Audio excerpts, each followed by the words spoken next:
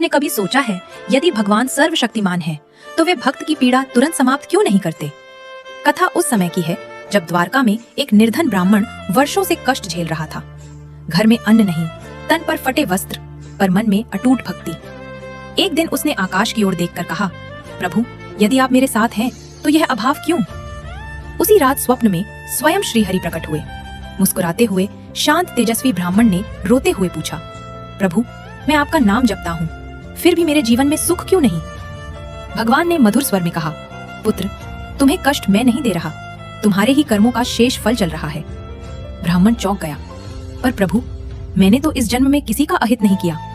भगवान बोले, कर्म केवल एक जन्म के नहीं होते, आत्मा यात्रा करती है और अधूरा लेखा साथ लेकर चलती है। फिर उन्होंने एक रहस्य बताया, पूर्व जन्म में तुम एक धनी व्यापारी थे, तुमने कई निर्धनों की सहायता टाल दी, आज वही अधूरा संतुलन पूर्ण हो रहा है। ब्राह्मण की आंखों में आंसू थे, पर इस बार वे शिकायत के नहीं समझ के थे। भगवान बोले, धैर्य रखो, कष्ट दंड नहीं शुद्धि है, और जो इसे स्वीकार नहीं कर लेता है वह मुक्त हो जाता है।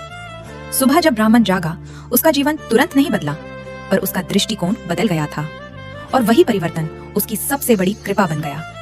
क्योंकि सत्य यही है, अगर आपने चैनल को सब्सक्राइब नहीं किया तो भगवान की कृपा हट जाएगी।